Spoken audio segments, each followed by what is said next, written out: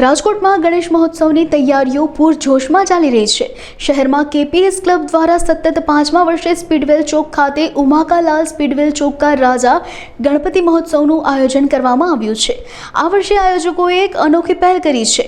સમગ્ર મહોત્સવનું આયોજન જંગલની થીમ પર કરવામાં આવશે, જેમાં કુદરતી સૌંદર્ય અને પર્યાવરણનો સંદેશ આપવામાં આવશે। આ સાથે જ રાજકોટમાં પ્રથમ વખત એક પેડ માં કે નામ અને ઓપરેશન સિંદૂર જેવી વિશિષ્ટ થીમ પર ડેકોરેશન કરવામાં આવશે, જે સામાજિક જાગૃતિ ફેલાવવાનો હેતુ ધરાવે છે। આ 11 દિવસીય મહોત્સવ દરમિયાન દરરોજ સાંજે 7:15 વાગ્યે મહાઆરતીનું આયોજન કરવામાં આવશે અને વિવિધ ભક્તિમય કાર્યક્રમો યોજાશે।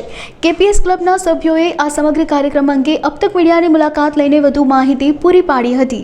મારું નામ બિપિન બેરા, વોર્ડ નંબર 8 કોર્પોરેટર, અને અત્યારે મારી સાથે જે કેપીએસ ક્લબની અમારી ટ્રસ્ટીઓની ટીમ છે।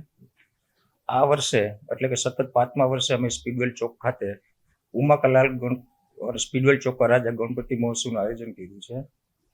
તેમાં આ વર્ષે અમે પ્રાકૃતિક એટલે કે જંગલ થીમ આખી બનાવી છે, પંડાલમાં અને ગ્રાઉન્ડમાં પણ। સાથોસાથ લોકોની અવેરનેસ આવે એના માટે એક પેડ માં કે નામ અને ઓપરેશન સિંદૂરની થીમ, પછી આત્મનિર્ભર ભારત, સ્વદેશી અપનાવો, મેક ઇન ઇન્ડિયા, એ બધી થીમ સાથેનું આખું અમારે ત્યાં ગ્રાઉન્ડનો શણગાર છે।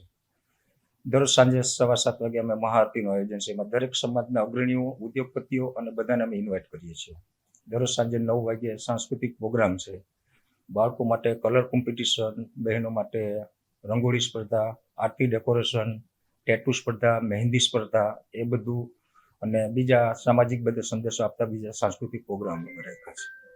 અને સતત 27 થી 6 તારીખ સુધી અમારું ત્યાં સ્પીડવેલ ચોક ખાતે આયોજન છે। 27 થી 6 તારીખ સુધીમાં દરરોજ સાંજે ડેઇલી સાંસ્કૃતિક પ્રોગ્રામો છે।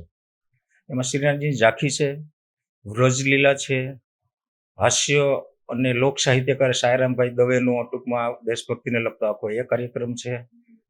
પછી લોક સાહિત્યકારમાં ગુણ ચોડાસમા એની ટીમ છે।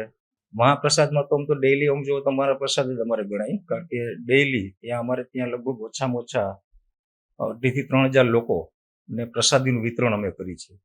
એ પણ વ્યવસ્થિત કન્ટેનરમાં અલગ અલગ દિવસે લાડુ હોય, અલગ અલગ બધી પ્રસાદી અમે રાખતા હોય છે। બધા શ્રદ્ધાળુઓને વિનંતી છે કે એકવાર તમે આવો, બાપાના દર્શન કરો। અમે જે કાંઈ અત્યારના સમય પ્રમાણે અને ટાઈમ પ્રમાણે જે કાંઈ અમે સજાવટ થીમને બનાવી છે એનો પણ લ્યો, એ પણ જોવો અને અમારા સાંસ્કૃતિક પ્રોગ્રામ પણ નિહાળવા આવો।